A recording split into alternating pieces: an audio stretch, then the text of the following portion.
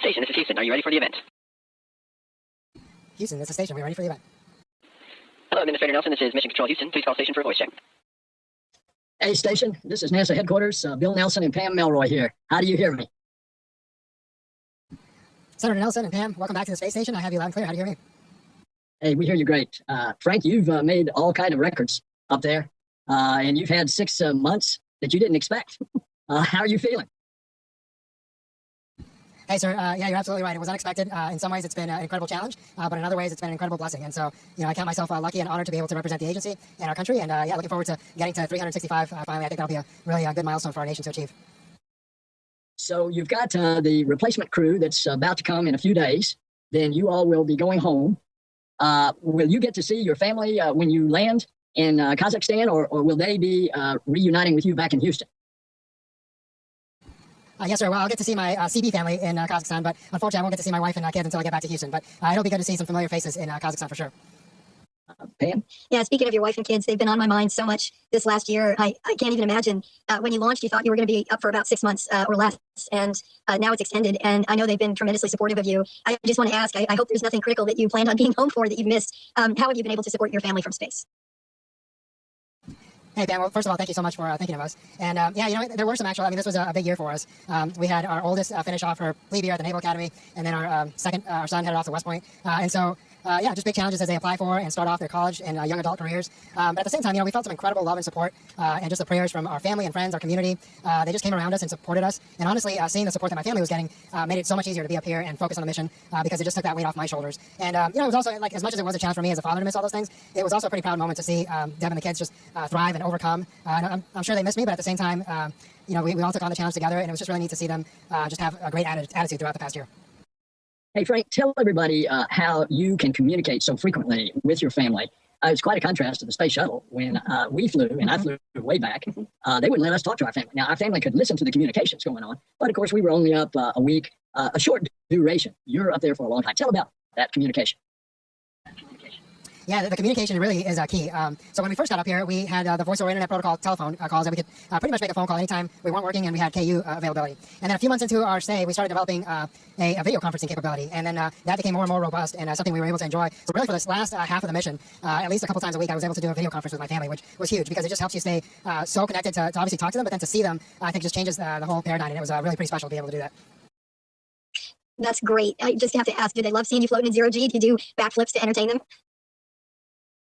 Yeah, it was really pretty cool to show them around. And as you guys know, once you're up here for a little bit, you really get focused on the work. And sometimes you forget to appreciate the fact that you are floating around and that you have this amazing view down below you. And so every time I would show them around, it was pretty special because they would remind me. Also, the other thing that kind of you lose track of is the hum of all this life support equipment, right? It's just constant noise. But you tend to just drone it out. And when I would hear myself on the video conference, you hear that background noise, and it just reminds you that it's there. And again, just reminds you of how complex this entire station is and what an incredible feat it is that we've been living in this thing for 23 years.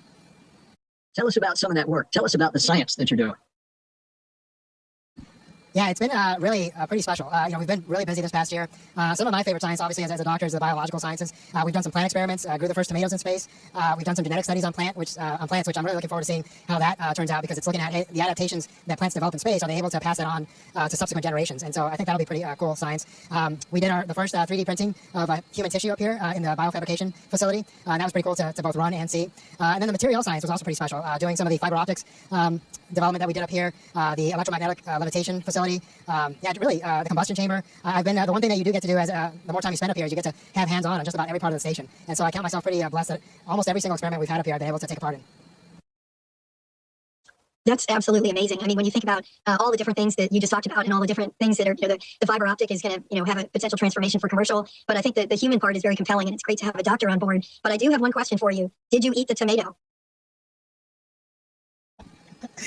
That's hilarious. I don't know who put you up for that, but I did not eat the tomato, and I wish I had at this point because I think everybody thinks I did. And no, and it just perplexes me. I spent so many hours looking for that thing. But as you know, sometimes you lose things up here, and despite it being a relatively small size, it's amazing how you lose something and then you just never see it again. But I'm sure the desiccated tomato will show up at some point and vindicate me years in the future.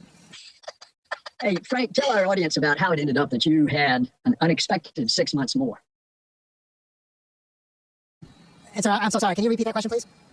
Yeah, you ended up staying 6 months more in space on board the station than was originally planned. Let everybody know what happened.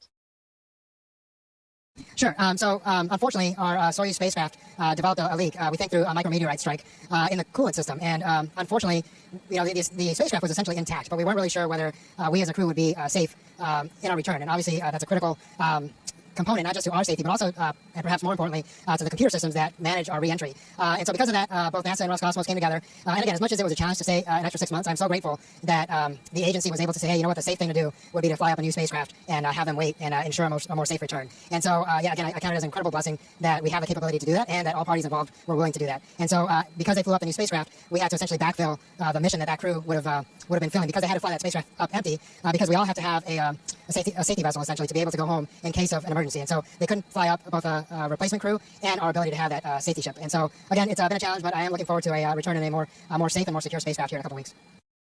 You know, you not only have set that record, but it is also timely because it's Hispanic Heritage Month. And you, as a Hispanic American, symbolize the diversity of the wonderful, rich fabric of America. Give us a message on this month's celebration. Yes, sir. Well, it is very special timing, and actually, I came up last year in the same month of September, and so it's been a unique sandwiching of my time up here. It's really an honor to represent both our country and my Latino community. And I love the fact that America is becoming more diverse. And I think because of that diversity, we bring different ways of thinking, different backgrounds. And really what that gives us is more unique perspectives on problem solving, right? And as we face bigger and more complex problems in the future, especially as we take on the challenge of human spaceflight deeper into our solar system, I think those unique perspectives are going to provide amazing and different points of view that will help us solve problems in ways that we can't even imagine right now. And so not just to Latinos out there, but to all of Americans, man, I can't wait. As a parent to 4 young kids, I've seen what this younger generation is capable of, and I think our nation is going to be in good hands. And I can't wait to see what these younger generations, the lengths that they'll take our country to. And I think it's going to be pretty incredible to watch. That's just awesome. That is such a fantastic message. I do want to go back to say that I know what a big deal it is for you and your Russian colleagues to stay for an extra period of time, but it also gives you kind of a unique perspective. I mean, the station has changed, actually, because the crews have changed. When you got up there, Crew 4 was aboard the station. You have seen crews come and go.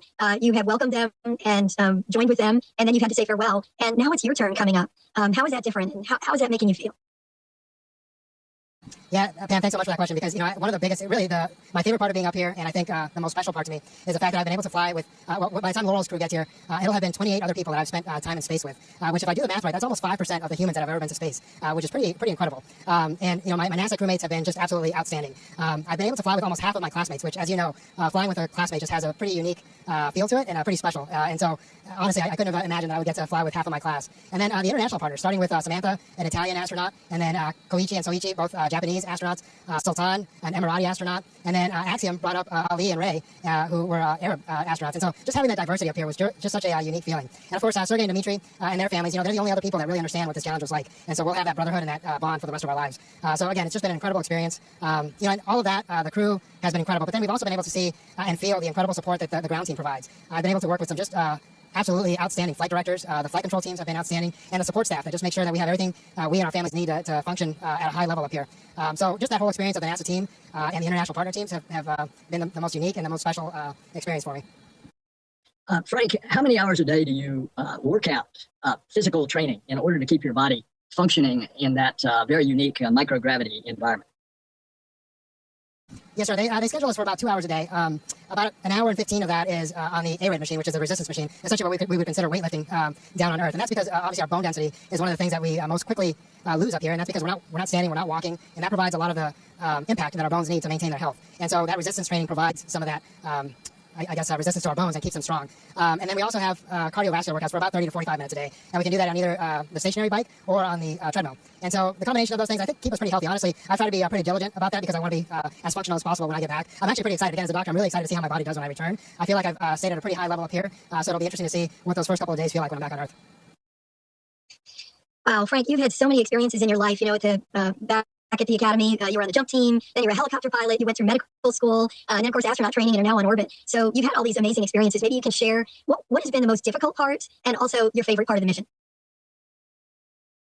Yeah, no, I've been blessed with some pretty incredible opportunities throughout my life. I think the most difficult one, again, is pretty easy, just the separation from family. That's been a challenge. As much as every day up here is different, right, because you're doing different maintenance, different science, there is some monotony to it, right, as far as every day the schedule pretty much looks the same. And then, again, we have some of the most absolutely beautiful and stunning scenery you could ever imagine. But inside the station, you're pretty limited to about a 5-bedroom house. And so psychologically for a year, that was a little bit of a challenge, but my crewmates were absolutely key to that, just getting to know each other better, spending time together, telling lots of stories. Having Steve Bowen up here, it was actually pretty special because we were able to hear a lot of shuttle stories. And as much as we made fun of him for that, for me, that was a pretty... it was neat to listen and learn. Having spent some time with Peggy, and what she's meant to human spaceflight, that was also pretty special. I'd say those were some of the most challenging components, but also my favorite because it involves the people. Frank, anybody watching this is just absolutely amazed, and especially the young people watching this. So as we close out, why don't you give a message to the young people of planet Earth, especially those of Hispanic origin?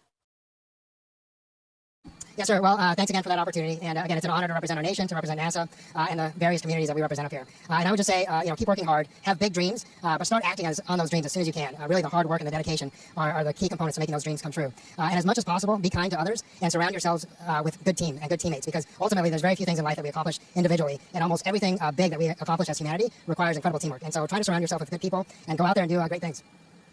That's beautiful, and we thank you. Bless you, Frank. We'll see you when you come home. All right, sir. Thanks so much for your time, Pam. It was an honor to spend some time with you all, and I look forward to seeing you soon. Station, this is Houston ACR. That concludes the event. Thank you to all participants from NASA headquarters. Station, we are now resuming operational audio communications.